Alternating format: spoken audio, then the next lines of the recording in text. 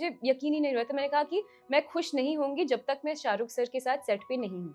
थोड़ा बहुत अब्यूसिव है ये सेट। लोग बहुत मतलब रूथलेसली उनको आई थिंक डाइसेक्ट करते हैं। आज बहुत ही खास मेहमान हमारे साथ मौजूद हैं। उनको आप जवान की जानवी के तौर पे जानते हैं, उनको आप बंदिश बैंडिट्स 2 की अनन्या के तौर पे जानते हैं और हाल फिलहाल में रिलीज हुई नादानिया की साहिरा के तौर पर भी जानते हैं। आलिया, बहुत सारे लोगों को ना आपके शुरुआती दिनों के फॉर्मेटिव डेज जो बचपन की बातें ना वो नहीं पता है। वो थोड़ा-सा मैं उस पे ले जाना चाहूँगा, थोड़ा उसके बारे में बताओ। मैंने अपनी स्कूलिंग यहीं की मुंबई में। फिर मैं कॉलेज के लिए बाहर गाँव गई थी यूएस में एलए। मैंने वहाँ पे साइकोलॉजी पढ़ा और म्यूज़िक लिखना और परफ़ॉर्म करना वो सब पढ़ा। तो वहाँ के बहुत से स्टाइल्स होते हैं वेस्टर्न म्यूज़िक के, क्लासिकल, जैज़, ब्लूज़, वो सब सीखने का मौका मिला। और हाँ, फिर मैं वापस आ गई, एक्टिंग शुरू किया, म्यूज़िक बनाना भी मतलब जारी रखा। लाइफ में म्यूज़िक की एंट्री कैसे हुई? प्रोफ़ेशनली कोई नहीं गाता था, लेकिन मम्मी और पापा दोनों मतलब अच्छा गा लेते हैं। उन्होंने हमेशा मुझे मतलब एनकरेज किया कि हाँ, तुम्हारा ये पैशन है तो तुम इसे फ़ॉलो करो। पर हाँ, प्रोफ़ेशनली किसी ने कोई भी क्रिएटिव चीज़ की नहीं है लाइक मेरी फ़ैमिली में।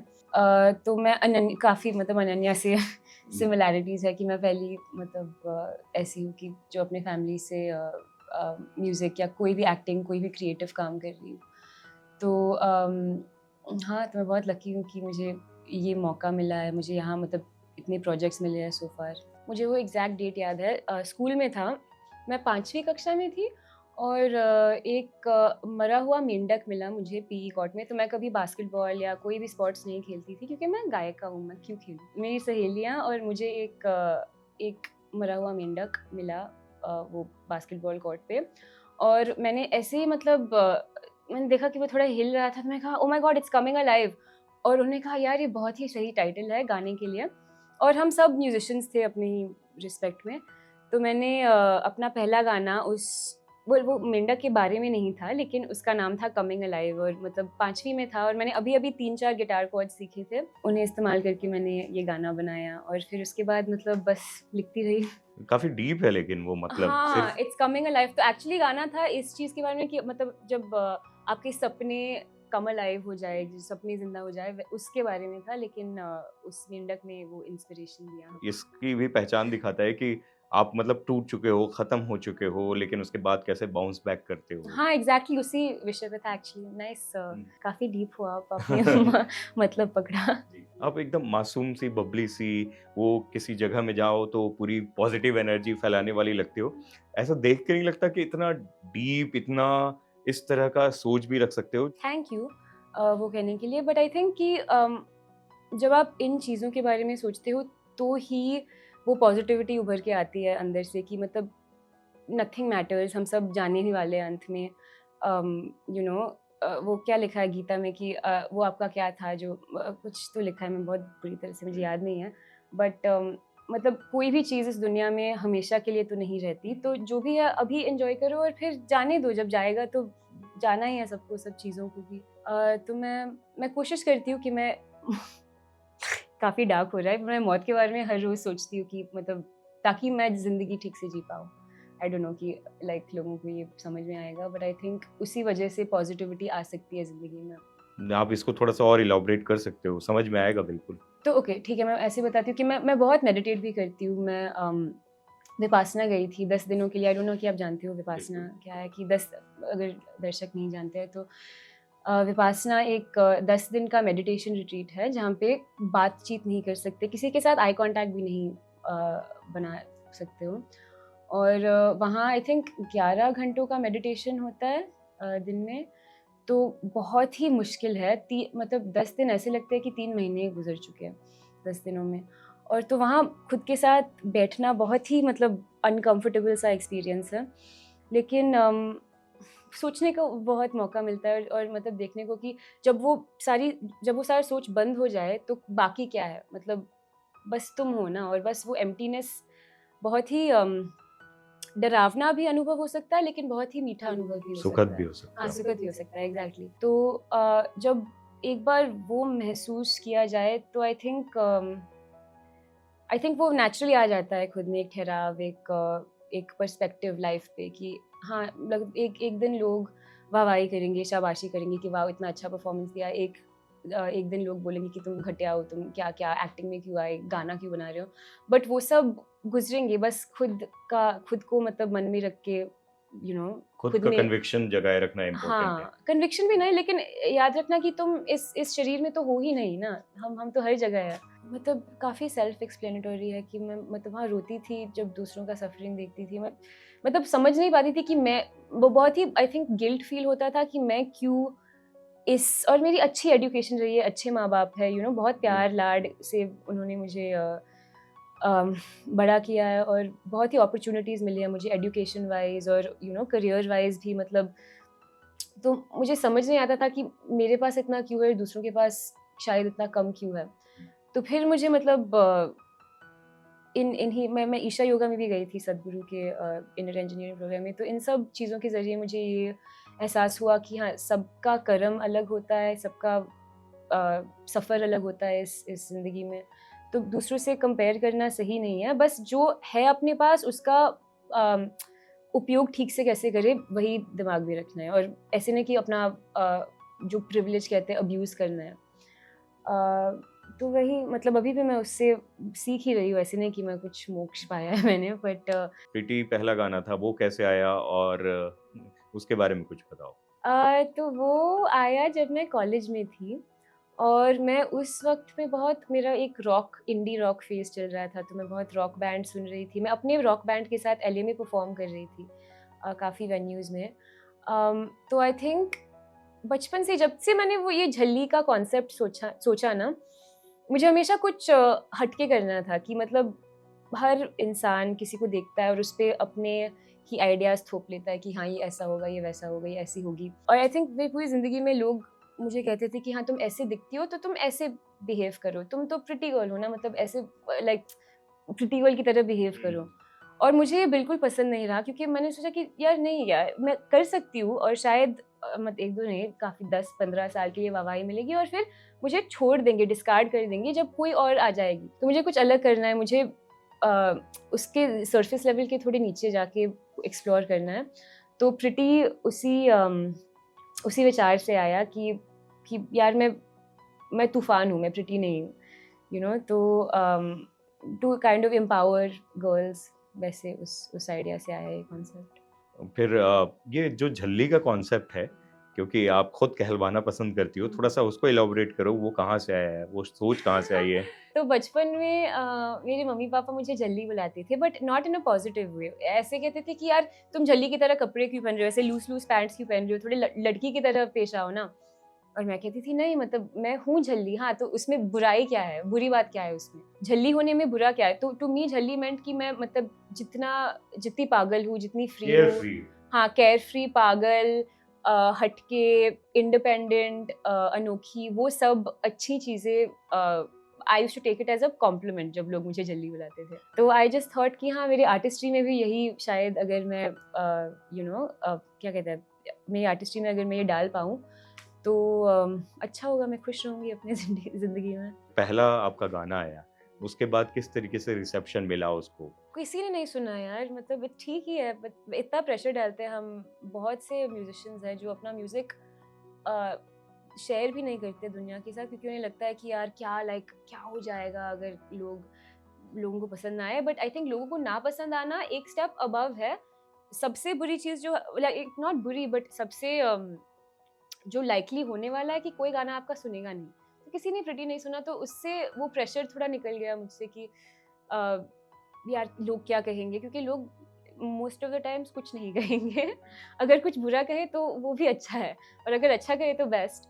बट तो कुछ हुआ नहीं उससे, बट वो कॉन्फिडेंस आया मुझ में कि मैं और म्यूज़िक पुट आउट करूँ और लिखूँ और शेयर करूँ। चाइल्ड आर्टिस्टों के साथ वो प्रेशर भी होता है और उनके खुद के उस वो एक जो उनका एक बचपना होता है, वो खत्म होने लगता है। हाँ, फुल्ली। आई थिंक मुझे वैसे ही अनुभव हुआ कि आई डिडन्ट लाइक इट, वो एनर्जी सही नहीं थी। मैं पता नहीं कैसे बोलूँ, बट एक वाइब आता है अंदर से कि यार मुझे नहीं नहीं करना, थोड़ा लाइक फेकू, फ़ोनी टाइप वाइब आ रहा है उससे। तो मैं कई सालों से I stayed away from the industry और फिर जब मैं यूएस से वापस आई तो एक थोड़े बहुत ऑडिशंस मिलते थे क्योंकि कास्टिंग एजेंट्स शेयर करते हैं एक दूसरे के साथ आपका कॉन्टैक्ट, तो रैंडम कास्टिंग एजेंट्स तो से। मतलब कहीं न कहीं म्यूज़िक के साथ ये था ज़हन में कि एक्टिंग भी हाँ, करना मुझे है। एक्टिंग करना बहुत पसंद था, तो जब मैं यूएस में भी थी तो मैंने बहुत एक्टिंग क्लासेस लिए थे। जब मैं वापस भी आई, ऐसे कभी सोचा नहीं कि हाँ, मैं ये प्रोफेशनली करूँगी, लेकिन मुझे मज़ा आता था एक्टिंग करने में, तो मैं हमेशा एक्टिंग क्लासेस लेती थी। अम, मुझे ये भी लगता है कि एक्टिंग और म्यूज़िक साथ में काफ़ी अच्छे से जाते हैं, स्टेज प्रेज़ेंस भी एक टाइप की एक्टिंग ही होती है। तो जब मैं वापस आई मुझे एक ऑडिशन मिला एक नेटफ्लिक्स शो के लिए सेकेंडरी कैरेक्टर के लिए, eternally confused and eager for love. तो एक्चुअली वो मेरा पहला पॉजिटिव एक्सपीरियंस था इंडस्ट्री में, क्योंकि टाइगर बेबी के साथ काम करने को मिला और वो बहुत ही अच्छी तरह से रखते हैं अपने आर्टिस्ट को। तो 2 दिन का ही शूट था, लेकिन मुझे इतना मज़ा आया कि मैं सोचा यार अब मैं एक्टिंग सीरियसली थोड़ा लूँगी और ऑडिशंस और शिद्दत से ऑडिशंस करने की कोशिश करूँगी। तो फिर मैंने अपने फ़ोन पे जितने भी कास्टिंग डायरेक्टर्स थे उन सबको फ़ोन किया, और मतलब कुछ तो कास्टिंग में काम भी नहीं कर रहे थे, 10 साल पहले के कॉन्टैक्ट्स थे। मैंने उन्हें फ़ोन किया और कहा कि देखो मैं वापस मुंबई आई हूँ, प्लीज़ अगर मेरे लिए कोई काम है तो ऑडिशंस दे दो, मैं किसी भी चीज़ के लिए ऑडिशन करूँगी, कोई रोल छोटा-बड़ा नहीं है मेरे लिए। और उसके ज़रिए मुझे जवान का ऑडिशन मिला। मतलब 1 हफ्ते में ही क्रैक कर लिया आपने, हाँ, जहाँ तक आई मुझे थिंक पता वो है। काफ़ी एक्चुअली प्रोडक्शन का क्या कहते हैं, प्री प्रोडक्शन का टाइम खत्म होने वाला था, तो वो एक आई थिंक एक ही हफ्ते में शूट शुरू होने वाली थी, तो काफ़ी मतलब उनके पास भी ज़्यादा टाइम ज़्यादा टाइम नहीं था, है। टाइट डेडलाइन थी। Lucky for me. लेकिन लकी फॉर देम आल्सो ना, क्योंकि वो हाँ, अच्छा निकल के आया जाह्नवी का या किरदार। थैंक और यू। मुझे लगता है कि आपने सही क्रैक भी किया होगा, आपने ऑडिशन सही दिया हाँ, हाँ, होगा। हाँ। मैंने कभी मतलब ज़िंदगी में नहीं सोचा कि ये शाहरुख खान फ़िल्म का ऑडिशन इतनी जल्दी क्रैक हो जाएगा और इतनी जल्दी मुझे फ़ोन भी वापस आएगा कि हाँ, आपको मिल गया है। तो मैं वहाँ गई कि हाँ, देखो एक मौका है। मैं ये जो मुकेश छाबड़ा के यहाँ था? हाँ, मुकेश सर के यहाँ था, और और मैं गई और मैंने बहुत ही लाइक आई रिमेंबर मैं बहुत चीख-चिल्ला रही थी ऑडिशन में, इतना क्योंकि एक सीन लिखा था एटली सर ने जो स्क्रिप्ट में नहीं था। एक वो सब तो 3 तो एक्टर्स को ऑफर दिए गए, सानिया और पिल्लू और गीगीरो को, और फिर सॉरी लहर को, और फिर संजीता और मैंने मतलब आई थिंक ये सेम सीन के साथ ऑडिशन किया जो एटली सर ने लिखा था। और वो एक हैकर का सीन था जो बेसिकली वो अपने माँ-बाप से बात कर रही है कि यार मैं जीनियस हूँ, मुझे शादी-वादी नहीं करनी। और फिर पुलिस आ जाती है और पुलिस उसे ले जाती है कि तुमने बैंक फ्रॉड किया है, ला ला ला, फॉल्सली अक्यूज करके उसे ले जाते हैं। तो मैंने इतना चीखा-चिल्लाया, मैंने लाइक ऐसे चिल्ला रही थी, नहीं मैंने करा। और फिर मतलब जो आस-पास के ऑडिशन रूम्स थे उसी ऑफिस में, सब मतलब देख रहे थे कि कैसे यार सब ठीक तो है, क्या हो रहा है इस ऑडिशन। मैंने कहा मुझे क्या, मैं तो मतलब बस एक मौका है, I will give it liberated my feel all. कर रहे थे हाँ, ऐसे में बहुत ही अपने आप मज़ा को। आया वो ऑडिशन देने में। मैंने सोचा कि अगर मुझे ये ना भी मिले तो आज तो मैंने मज़े किए हैं मुकेश सर के ऑफिस में, ये लोग मुझे याद रखेंगे, मिले अपने ना आप को मिले। आपने नेचुरली खोल दिया था, छोड़ हाँ, दिया था। और ऑडिशन का प्रोसेस वैसे ही है कि मज़ा आना चाहिए बियॉन्ड अ पॉइंट। जब पहले शुरू करते हैं तो बस नर्वसनेस को दबाने की कोशिश कर रहे हैं। बट आई थिंक एक पॉइंट के बाद मज़ा आने लगता है कि यार मिले ना मिले, दूसरा फ़र्क नहीं ऑडिशन पड़ता, आएगा। हाँ, लेकिन हाँ, हम अपना बेस्ट हाँ, दें। हम खेल रहे हैं at the end of the day, you play a character, you don't work a character ना। क्योंकि ना वो उनकी एक बहुत ही पॉजिटिव वाइब है, एनर्जी है। वो मिलते हैं ना तो ऐसा लगता नहीं पहली बार मिल रहे हैं। वो हाँ, दोस्तों की तरह ट्रीट करते हैं। एग्ज़ैक्टली हाँ। तू कैसा है और ये सब ऐसा लगता है कि मतलब दिल्ली का कोई उनका दोस्त है बचपन हाँ, का, जो उनके साथ इतने साल खेला-कूदा है, उससे मिल रहे हैं। आपका कैसा एक्सपीरियंस था बताओ? बिल्कुल वैसे ही। वो बहुत ही लविंग और जस्ट वार्म पॉजिटिव इंसान हैं, और उन्हें कोई ज़रूरत नहीं है ऐसे पेश आने की। वो मतलब कैसे भी हुँ। हो सकते हैं और सब उन्हें प्यार करेंगे। लेकिन उन्होंने हम लड़कियों से इतनी अच्छी तरीके से, इतने रिस्पेक्टफुली, इतने प्यार से सबको हग दिया, सबको झप्पी दी। और बस कहा कि, तो आई थिंक मैंने कहा कि sir we are so excited to work with you. और उन्होंने कहा not more excited than I M.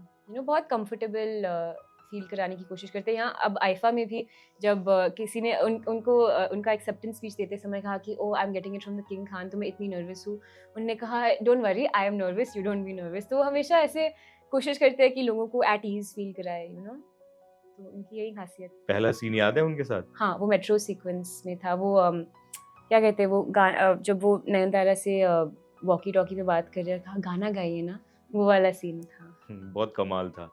मेरे ख्याल से जब फ़िल्म रिलीज़ भी हुई, तो उस समय टिकट्स नहीं मिल रहे थे आपको? हाँ, क्योंकि हमने सोचा कि हाँ, हम like first day first show जाएँगे, ऐसे ही हवा में प्लान बनाया था हम जवान गर्ल्स ने।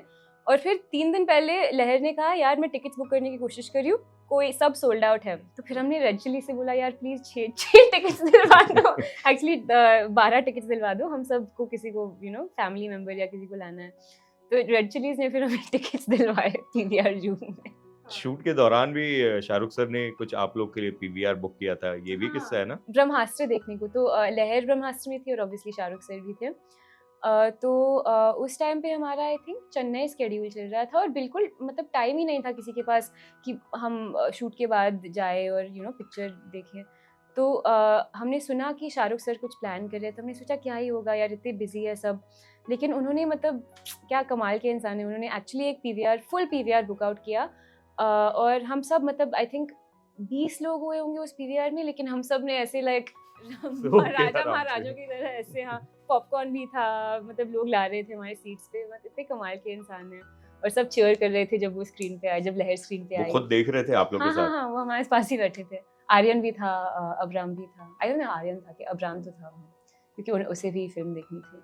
वो एक्शन सीन्स आप जब कर रहे थे उसके लिए क्या प्रिपरेशन थी, कैसी तैयारी है? हमने बहुत ही फाइट ट्रेनिंग की उनके लिए। स्टंट लोग लाए गए पूरी दुनिया से, स्टंट टीम्स। और हाँ, हमने बहुत ही ज़्यादा प्रिपेयर किया। मज़ा आया। वैसे ही डांस सीखने जैसा था, थोड़ा मुश्किल था क्योंकि हम तपती धूप में हम बॉक्सिंग कर रहे थे टेंट्स में, और बहुत ही प्रिपरेशन किया उसके लिए। बट मज़ा ही आया क्योंकि कुछ नया सीखने को मिलता है तो हमेशा मज़ा आता है ना। और यही एक्टरों का काम है। मुझे बंदिश के लिए कीबोर्ड सीखना पड़ा, इसके लिए फाइट सीखना पड़ा, नादानिया के लिए हील्स में चलना सीखना पड़ा। बंदिश बैंडिट्स की बात करते हैं तो वो अनन्या बहुत ही क्लास है उसका, मतलब बहुत ही प्रिसाइज है, बहुत इंटेलिजेंट है, लेकिन एक एम्पैथी है जो आपके अंदर भी है। वो ये नहीं है कि वो एक होता है ना कि आपके अंदर घमंड आ जाए कि आप बहुत बहुत दूसरों से होशियार अलग हो। हो, होशियार हो, हाँ। और आपको लोग समझ नहीं पा रहे हैं क्योंकि आपको इतनी चीजें पता है, आप ज्यादा इंटेलिजेंट हो, दुनिया आपसे मतलब नीचे है।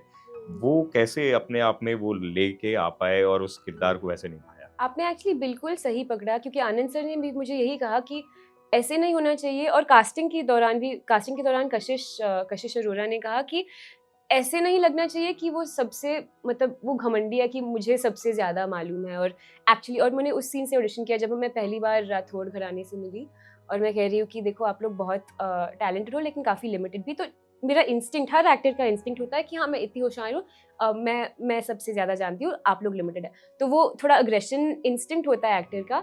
बट उन्होंने कहा कि नहीं, उसमें इतना एम्पैथी है क्योंकि वो जानती है कि वो सबसे ज़्यादा होशियार है, पर फिर भी आई थिंक वो उस चीज़ को जानने से इतनी एम्पैथी आ जाती है किसी में कि हाँ मतलब सब है मुझसे थोड़े कम स्मार्ट, लेकिन ठीक है, अब यही मेरी ज़िंदगी है तो सबसे अच्छे से रहने का है ना। और बंदिश के बाद आपने फिर धर्मा की, नादानिया की है, साहिरा का जो किरदार है।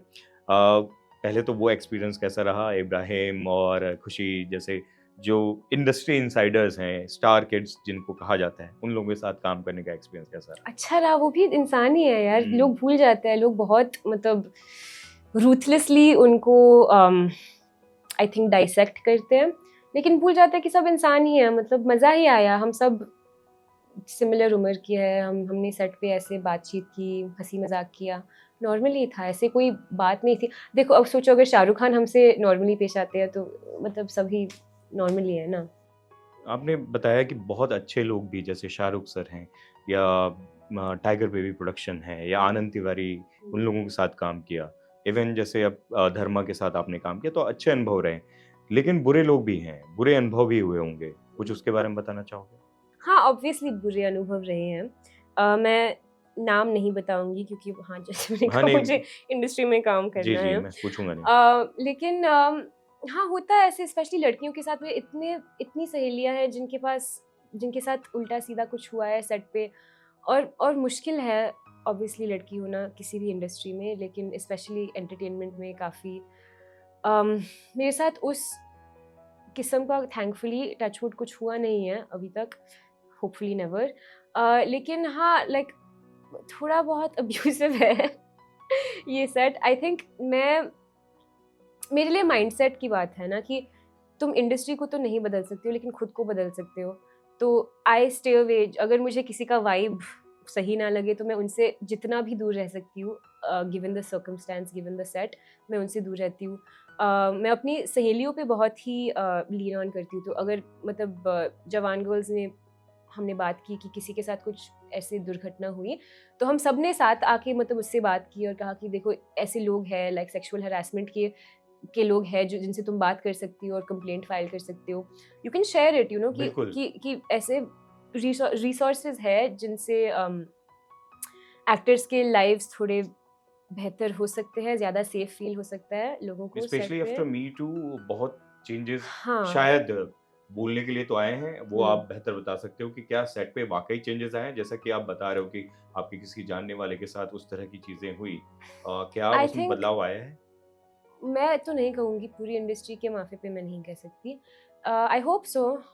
आई थिंक ये रिसोर्सेज़ अवेलेबल है, मैं बस वही कह सकती हूँ। और फिर in terms of just set के सेट कभी-कभी थोड़े अब्यूज़िव हो सकते हैं, लेकिन मैंने वो झेलना सीख लिया है कि अगर मतलब कोई चिल्ला-विल्ला रहा हो मुझ पे, मैं ब्लॉक आउट करती हूँ कि हाँ, देखो मैं क्रिटिसिज़्म लूँगी, लेकिन मैं बेइज़्ज़ती नहीं लूँगी। अगर कोई कहेगा कि यार तुम क्या कर रही हो? यहाँ जहाँ जाओ तुम, कट जाओगी मेरे प्रोजेक्ट से।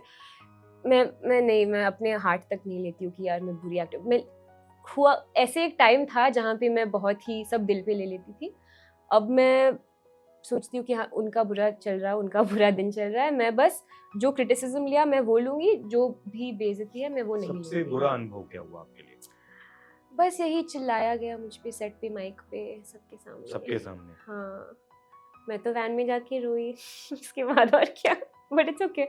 आई थिंक अग्नि परीक्षा थी वो मेरी, तो उसके बाद काफ़ी सही रहा है। फिर कैसे वो हौसला मजबूत किया और आके उसी सेट पे अच्छा शॉट दिया? पता नहीं, करना पड़ता है यार, पैसे मिल रहे हैं। सेट पे शो अप मतलब होता है, आई थिंक ऐसे हर इंडस्ट्री में होता है। एक्टर्स थोड़े ज़्यादा सेंसिटिव होते हैं तो हमें और डीपली शायद फ़ील होता है, लेकिन ऐसे नहीं कि यार मेरी ज़िंदगी इतनी बुरी है। At the end of the day मुझे ये काम करने को मिल रहा है, तो मैं शुक्रगुज़ार हूँ। बुरे दिन होते हैं, अच्छे दिन होते हैं, सब सब झेलना पड़ता है लाइफ में। इस खूबसूरत जर्नी में सबसे चैलेंजिंग पॉइंट क्या रहा? अम, जवान से पहले जब मुझे कोई काम नहीं मिल रहा था कोविड के दौरान, ऑडिशंस भी कम थे क्योंकि लॉकडाउन और सब चालू था।